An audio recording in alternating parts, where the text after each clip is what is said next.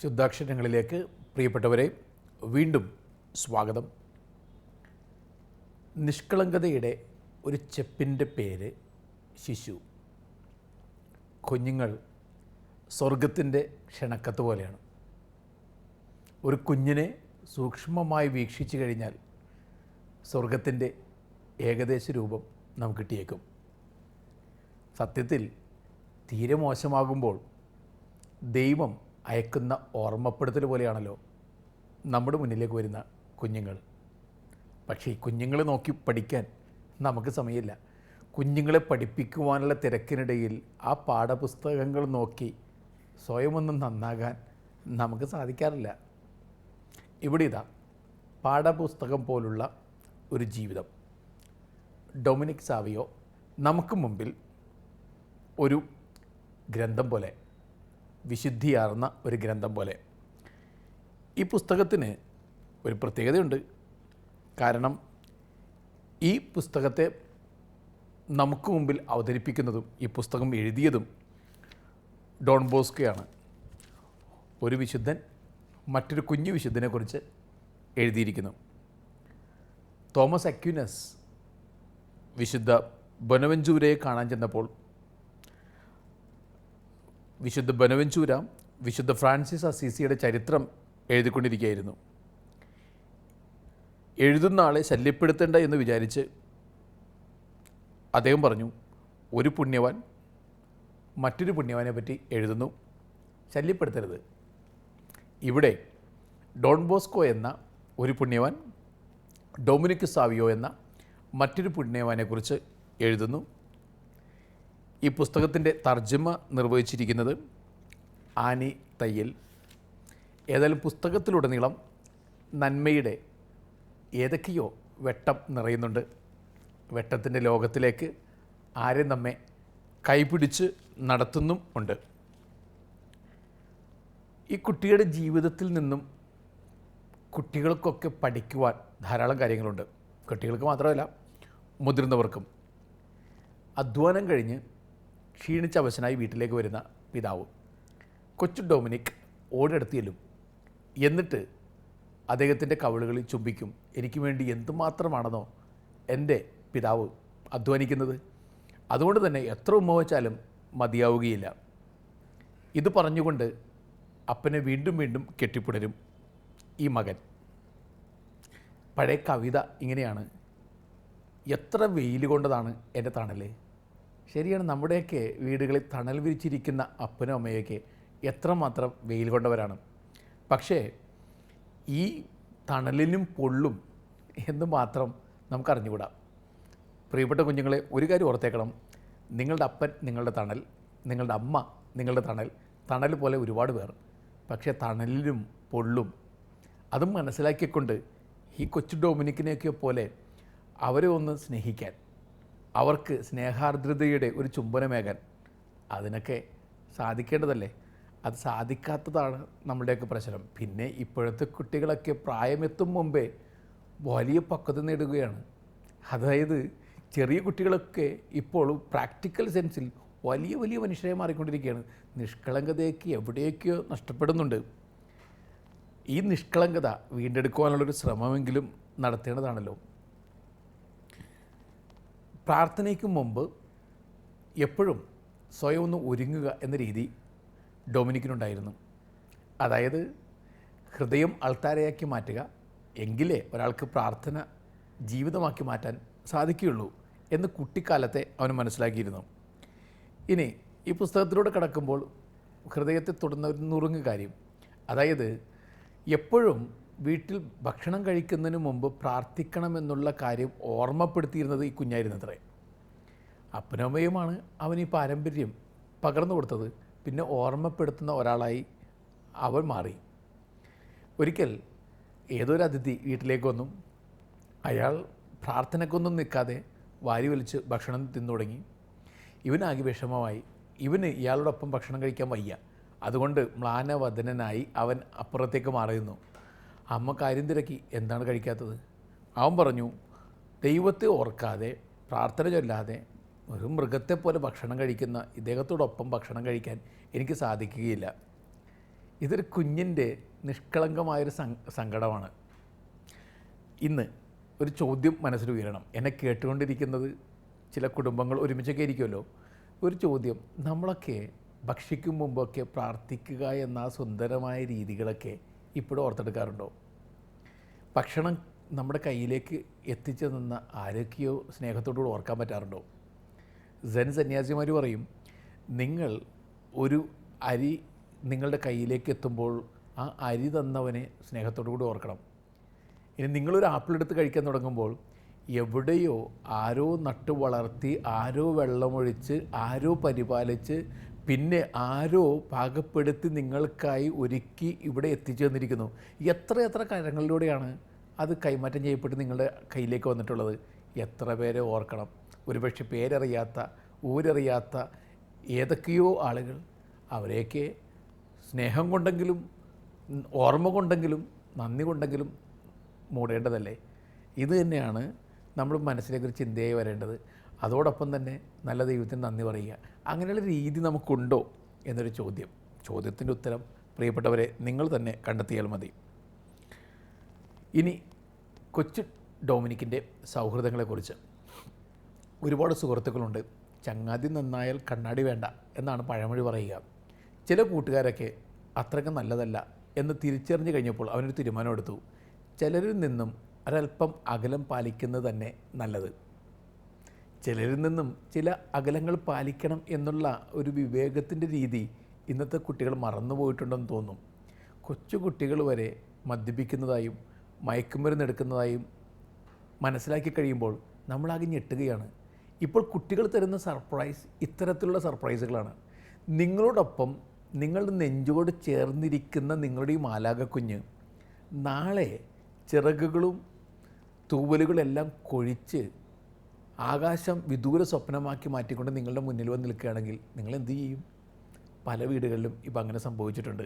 ചേർന്ന് നിൽക്കുന്ന കുഞ്ഞ്, ആ കുഞ്ഞിപ്പോൾ ചിറകുകൾ ഓരോ ദിവസവും നഷ്ടപ്പെടുത്തിക്കൊണ്ടിരിക്കുന്ന ഒരാളാണോ എന്ന് ചോദിക്കേണ്ടതുണ്ട്.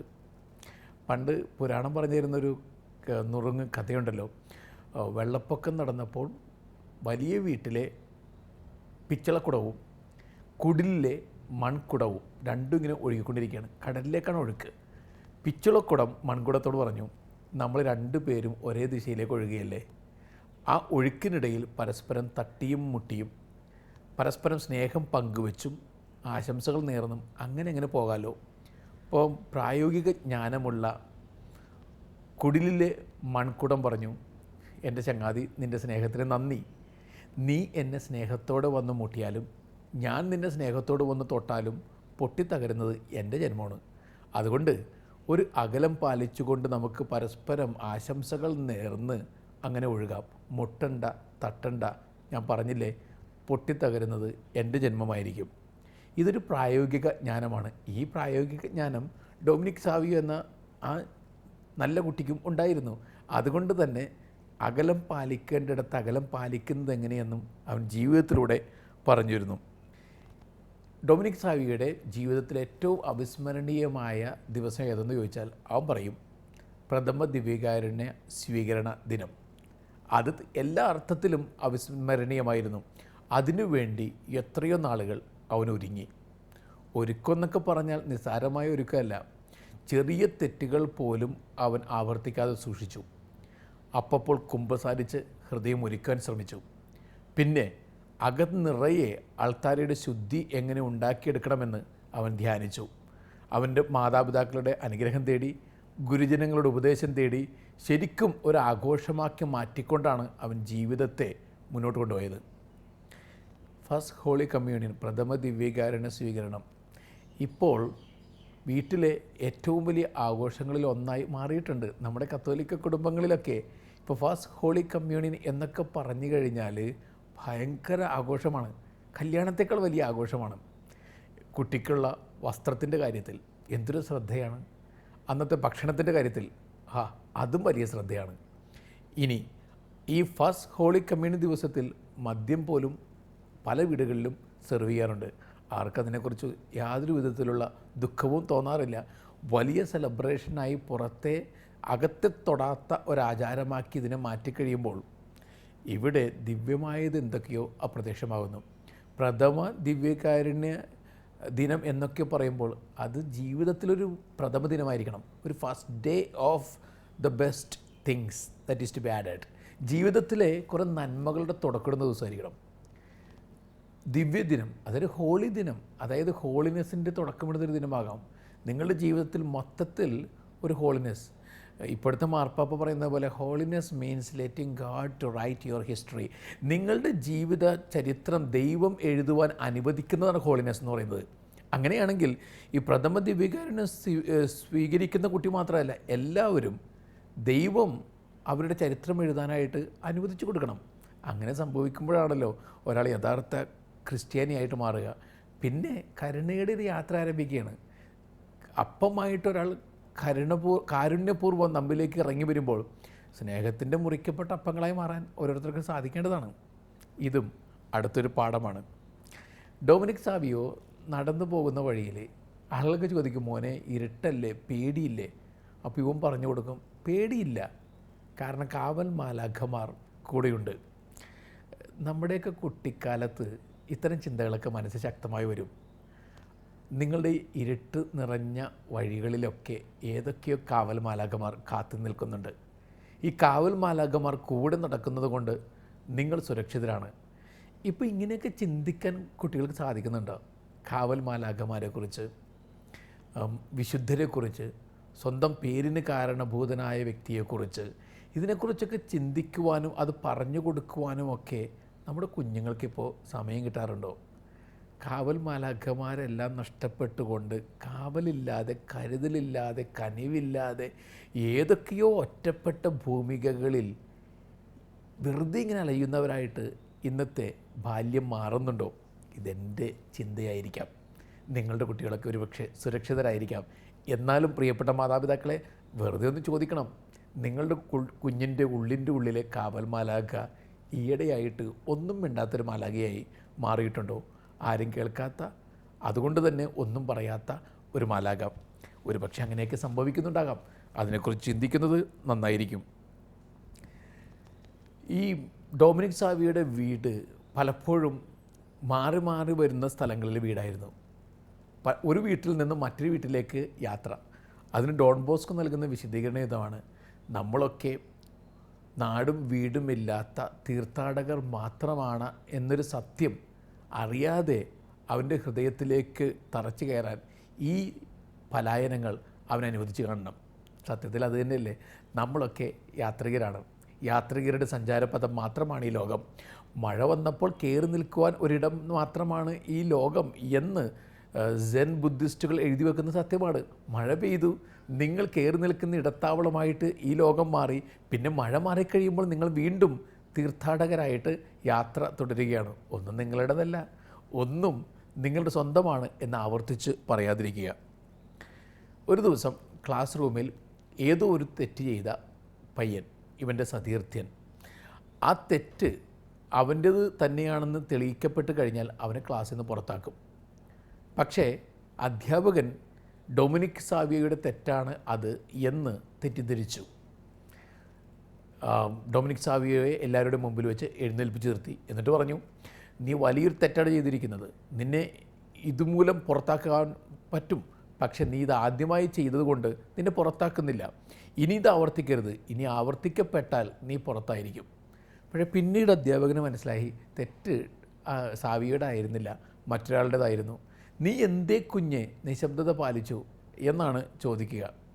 അവൻ പറഞ്ഞു, മറ്റേ ആൾ തെറ്റ് ചെയ്തു എന്ന് പറഞ്ഞിരുന്നെങ്കിൽ അയാൾ പുറത്താക്കപ്പെടുമായിരുന്നു, ഒരു ചാൻസ് കിട്ടില്ലായിരുന്നു. അതുകൊണ്ട് അവനകത്തായിരിക്കാൻ വേണ്ടി ഞാൻ ആ തെറ്റ് ഏറ്റെടുത്തു. സുന്ദരമായ ഇംഗ്ലീഷ് കവിതയിൽ സ്പെല്ലിംഗ് ചോദിച്ച് കുട്ടികളുടെ കഴിവിനെ പരിശോധിച്ചിരുന്നൊരു സാറുണ്ടായിരുന്നു. അദ്ദേഹം സ്പെല്ലിങ്ങുകൾ ചോദിക്കും, തെറ്റുത്തരം പറഞ്ഞവരെ പുറകിലേക്ക് മാറ്റിയിരുത്തും, ശരിയുത്തരം പറഞ്ഞവർ മുന്നിലേക്ക്. ഒരു ആൺകുട്ടിയും പെൺകുട്ടിയും അവരെപ്പോഴും ശരിയുത്തരം പറയുന്നവരാണ്. അതുകൊണ്ട് മുൻബെഞ്ചിൽ തന്നെ സ്ഥാനം. ഒരു ദിവസം എന്തുകൊണ്ടെന്നറിയില്ല ആൺകുട്ടിക്ക് തെറ്റിപ്പോയി, അവൻ്റെ സ്ഥാനം പിന്നിലായി. പിന്നെ പെൺകുട്ടിയോട് ചോദ്യം ചോദിച്ചു, അവൾ ശരിയുത്തരം അറിയാമായിരുന്നിട്ടും തെറ്റായി പറഞ്ഞു, അവളുടെയും സ്ഥാനം പിന്നിലായി. ക്ലാസ് വിട്ട് കഴിഞ്ഞപ്പോൾ അവൻ ചോദിച്ചു, എനിക്ക് അറിയാം വ്യക്തമായി ശരിയുത്തരം നിനക്ക് അറിയാമായിരുന്നെന്ന്. എന്നിട്ട് എന്തിനാണ് നീ തെറ്റുത്തരം പറഞ്ഞത്? നിഷ്കളങ്കതയോടുകൂടി അവൾ പറയുന്നു, ശരിയുത്തരം പറഞ്ഞ് നിൻ്റെ മുന്നേ പോകുന്നതിനേക്കാൾ എനിക്കിഷ്ടം തെറ്റുത്തരം പറഞ്ഞ് നിന്നോടൊപ്പം പുറകിലായിരിക്കുന്നതാണ്. ഇതൊക്കെ നിഷ്കളങ്കതയ്ക്ക് മാത്രം സാധ്യമാകുന്ന ചില സ്നേഹത്തിൻ്റെ പ്രവൃത്തികളാണ്, കരുണയുടെ പ്രവൃത്തികൾ. അതൊക്കെ കൈമോശം വന്നു പോകുന്നുണ്ടോ എന്നൊരു ചോദ്യം മനസ്സിലേക്ക് വീണ്ടും വരട്ടെ. ഡൊമിനിക് സാവിയോ ഡോൺ ബോസ്കോയോടൊപ്പം ചേരുമ്പോൾ ഡോൺ ബോസ്കോയോട് ഡൊമിനിക് സാവിയോ ആവശ്യപ്പെടുന്നൊരു കാര്യമുണ്ട്. എന്തെങ്കിലും ഒരു സമ്മാനം തരട്ടെ എന്ന് ചോദിക്കുമ്പോൾ അവൻ പറഞ്ഞു, സമ്മാനമായിട്ട് വേറെ ഒന്നും വേണ്ട, എന്നെ വിശുദ്ധനാകാൻ പഠിപ്പിക്കുക. ഇപ്പോൾ സമ്മാനങ്ങളുടെ പിന്നാലെ എല്ലാവരും ഓടുന്നുണ്ട്. ഏതെങ്കിലും ഒരു കുട്ടി എന്നെ ഒന്ന് വിശുദ്ധനാകാൻ പഠിപ്പിക്കുക, നന്നായി ജീവിക്കാൻ പഠിപ്പിക്കുക എന്ന് ചോദിക്കുന്നുണ്ടോ? അതിൽ ഏറ്റവും വലിയ സമ്മാനം എന്ന് പറയുന്നത് ഡോൺ ബോസ്കോ ഡൊമിനിക് സാവിയോട് പറയുന്നുണ്ട്, ഈശോയ്ക്ക് വേണ്ടിയുള്ള ഒരു ഉടുപ്പാക്കി ഞാൻ നിന്നെ മാറ്റാൻ പോവുകയാണ്. ഈശോയ്ക്ക് വേണ്ടിയുള്ള ഒരു ഉടുപ്പാക്കി ഞാൻ നിന്നെ നെയ്തെടുക്കാൻ പോവുകയാണ്. അപ്പോൾ ഡൊമിനിക് സാവിയോ സന്തോഷത്തോടെ പറയുന്നു, എന്നെ നെയ്തെടുക്കുക, എന്നെ നെയ്തെടുത്ത് ഈശോയ്ക്ക് വേണ്ടിയുള്ള ഒരു വസ്ത്രമാക്കി അങ്ങനെ മാറ്റുക. ജീവിതത്തിലെ ഏറ്റവും വലിയ സന്തോഷം അത് തന്നെയായിരിക്കും. പിന്നെ അവൻ ജീവിക്കുന്നത് ഈശോയ്ക്ക് വേണ്ടിയാണ്.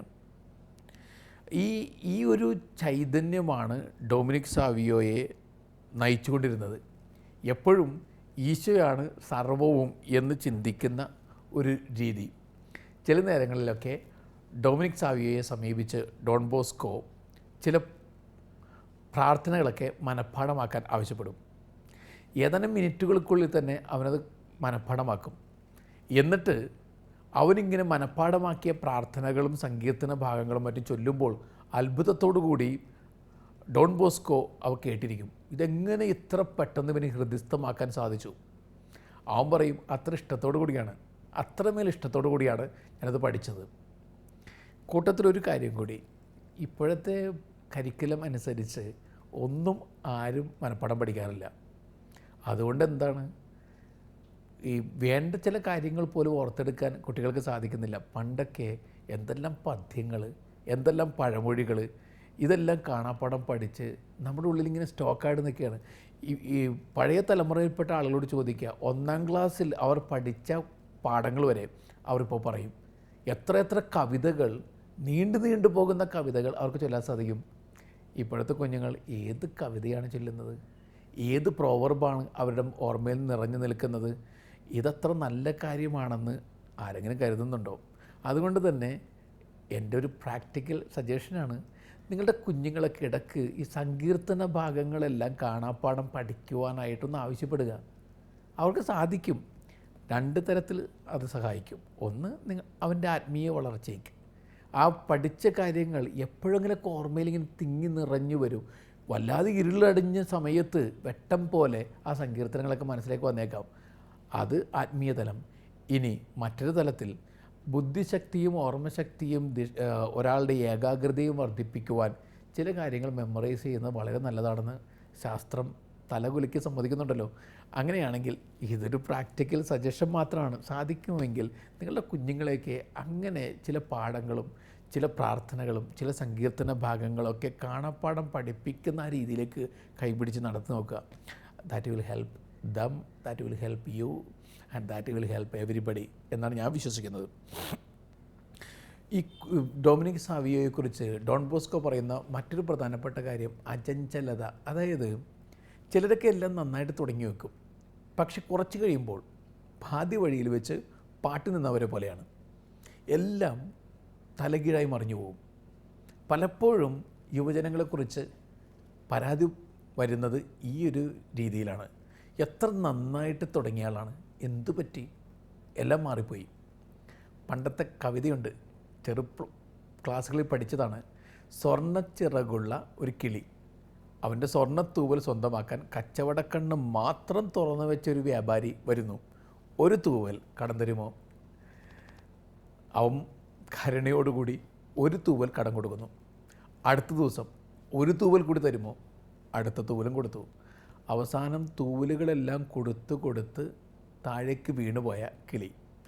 ആകാശം വിദൂര സ്വപ്നം പോലെ പറക്കാനാവുന്നില്ല.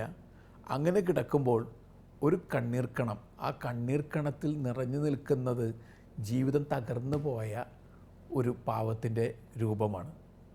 പ്രിയപ്പെട്ടവരെ, പലപ്പോഴും ഇത് തന്നെയാണ് സംഭവിച്ചുകൊണ്ടിരിക്കുന്നത്. നന്നായി തുടങ്ങുന്നവർ എന്തുകൊണ്ട് പാതി വഴിയിൽ പാട്ട് നിർത്തുന്നു? പള്ളിമുറ്റത്ത് വളർന്ന നിങ്ങളുടെ കുഞ്ഞുങ്ങൾ പിന്നെ എൻ്റെ പള്ളിയിൽ നിന്നും അകന്നു പോകുന്നു? പണ്ട് കപ്പേള പോലെ പള്ളി പോലെ ഇരുന്ന കുഞ്ഞ് ഇപ്പോഴെന്തേ ഏതൊരു ഭ്രാന്താലയം പോലെയായി മാറിപ്പോകുന്നു? ചിന്തിക്കണം. നമ്മുടെയൊക്കെ കുഞ്ഞുങ്ങൾ കപ്പേള പള്ളി പോലെ തന്നെ വളർന്നു വരണം. പള്ളിമുറ്റത്ത് ചെന്നു ചേരുന്ന ഏതോ കുരുവികളെപ്പോലെ തന്നെ അവർ പറക്കണം. അത് പറക്കാതിരിക്കുന്നതിൻ്റെ കാരണം എന്തെന്ന് നിങ്ങൾ തന്നെ സ്നേഹത്തോടു കൂടി കണ്ടുപിടിക്കണം. ഡൊമിനിക് സാബി എപ്പോഴും ശ്രദ്ധിച്ചിരുന്ന മറ്റൊരു പ്രധാനപ്പെട്ട ഒരു കാര്യമുണ്ട്. കുരിശ് വരക്കുമ്പോൾ അങ്ങേയറ്റം ഭക്തി വേണമെന്നുള്ളത്. ഈ കുരിശ് വരക്കുമ്പോഴും പള്ളി പ്രവേശിക്കുമ്പോഴൊക്കെ ഈശോ നിറഞ്ഞു നിൽക്കുകയാണെന്നുള്ള ഒരു ഫീല് അവനുണ്ടായിരുന്നു.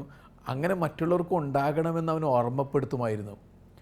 കൂട്ടുകാരെയൊക്കെ അവൻ എപ്പോഴും പഠിപ്പിക്കുമായിരുന്നു, ഇങ്ങനെയാണ് കുരിശ് വരയ്ക്കേണ്ടത്. ശിരസിൽ തൊടുമ്പോഴും തോളിൽ തൊടുമ്പോഴും നെഞ്ചിൽ തൊടുമ്പോഴും ഒക്കെ ഈശോ നിറഞ്ഞു നിൽക്കുന്നതായ ഫീല് വേണം അത്രേ. ഇതവൻ പറഞ്ഞു കൊടുക്കുമായിരുന്നു. നമ്മൾ പലരും കുരിശ് വരയ്ക്കുന്നത് ഏതോ ഓട്ടോമാറ്റിക് മെഷീൻ കൈയും കാലും അങ്ങോട്ടും ഇങ്ങോട്ടും ചലിപ്പിക്കുന്ന പോലെയാണ്. ഏതോ പാവ വെറുതെ ഇങ്ങനെ കൈയും കാലും ചലിപ്പിക്കുന്ന പോലെ, പാവക്കൂത്ത് പോലെ ഒരു സംഗതി. പിന്നെ പള്ളിയിൽ കയറുന്നതും പ്രാർത്ഥിക്കുന്നതൊക്കെ പലപ്പോഴും ആചാരത്തിൻ്റെ ഭാഗമായി മാത്രം മാറുകയാണ്. കള്ളന്മാർ 2 പേർ പള്ളി ആക്രമിച്ച് കയറി കിട്ടാവുന്ന സാധനങ്ങളെല്ലാം കട്ടെടുത്ത് പിന്നെ പള്ളി വിട്ടു പോവുകയാണ്. പള്ളി വിട്ട് പുറത്തുപോയ കള്ളന്മാരിൽ ഒരുവൻ പൊട്ടിക്കരയാൻ തുടങ്ങി. അയ്യോ, എന്ത് പെട്ടെന്നാണ് ഞാൻ അമ്മ പണ്ട് പഠിപ്പിച്ച കാര്യം മറന്നുപോയത്. അപ്പോൾ മറ്റേയാൾ പറഞ്ഞു, എന്ത് മറന്നുപോയി? അയ്യോ, ഞാൻ മറന്നുപോയി, ഏറ്റവും പ്രധാനപ്പെട്ടൊരു കാര്യം മറന്നുപോയി. ഇയാൾ ചോദിച്ചു, എന്താണ് മറന്നത്? എന്തെങ്കിലും എടുക്കാൻ മറന്നു? എല്ലാം എടുത്തല്ലോ, പിന്നെ എന്താ മറന്നത്? നിങ്ങളിനി കുറ്റബോധം കൊണ്ട് കരയണേ? അതൊന്നുമല്ല, വളരെ പ്രധാനപ്പെട്ടൊരു കാര്യം മറന്നുപോയി. എന്താണത്? അവൻ പറയുന്നു, ആൾത്താരയിൽ നിന്നെല്ലാം കട്ടെടുത്ത് മടങ്ങും വഴി ആൾത്താരയ്ക്ക് മുമ്പിൽ സാഷ്ടാംഗം പ്രണമിക്കുന്ന കാര്യം അത് മറന്നുപോയി. ഇതാണ് വലിയ മറവി. ഈ ജീവിതത്തിൽ പല കാര്യങ്ങളും ചെയ്തുകൊണ്ടിരിക്കുന്നത് ഒരു തരം ആചാരത്തിൻ്റെ ഭാഗമായിട്ട് മാത്രമായി മാറുന്നുണ്ടോ എന്നൊരു ചോദ്യം ചോദിക്കുന്നത് നല്ലതായിരിക്കും. ഡൊമിനിക് സാവിയോൻ്റെ ജീവിതത്തിലൂടെ പ്രവേശിക്കുന്നത് സുന്ദരമായ ഏതോ ഒരു പ്രണയകാവ്യത്തിലൂടെ സഞ്ചരിക്കുന്ന പോലെയാണ്. ദൈവത്തോടുള്ള നിഷ്കളങ്കമായൊരു പ്രണയം കൊണ്ട് നിറച്ചു വെച്ചൊരു ചെറു ലവ് ലെറ്റർ പോലെ. അങ്ങനെയാണ് ആ ജീവിതം. അതുകൊണ്ട് തന്നെ ഈ ജീവിതത്തിലൂടെ കടന്നു പോകുമ്പോൾ സുന്ദരമായത് എന്തൊക്കെയോ നമ്മയും വന്ന് തൊടുന്നു എന്നൊരു അനുഭവം നമുക്കുണ്ടാകുന്നുണ്ട്. ഡൊമിനിക് സാവിയുടെ മരണം തന്നെ അതൊരു സുന്ദരമായ കാഴ്ചയാണ്. നന്നായിട്ട് ഒരുങ്ങി. ഡൊമിനിക് സാവിയെക്കുറിച്ച് ഡോൺ ബോസ്കോ എഴുതുന്നത് ഇങ്ങനെയാണ്: ജീവിതം മുഴുവൻ മരിക്കാൻ വേണ്ടി ഒരുങ്ങിയ ഒരു പയ്യനായിരുന്നു അവൻ. ആ വാചകം ഒന്നുകൂടി ഞാൻ ആവർത്തിക്കുകയാണ്. ജീവിതം മുഴുവൻ മരിക്കാൻ വേണ്ടി ഒരുങ്ങിയൊരു പയ്യനായിരുന്നു അവൻ. ജീവിതം മുഴുവൻ നിത്യജീവിതത്തിന് വേണ്ടിയുള്ള ഒരുക്ക കാലഘട്ടമായിട്ട് ആ കുഞ്ഞ് കണ്ടെത്തിയിരുന്നു. ഇടക്കവും പറയും, നല്ല വേഗത്തിൽ ഓടിയില്ലെങ്കിൽ എത്തേണ്ടിടത്ത് എത്തും മുമ്പേ ഇരുട്ട് വീഴും.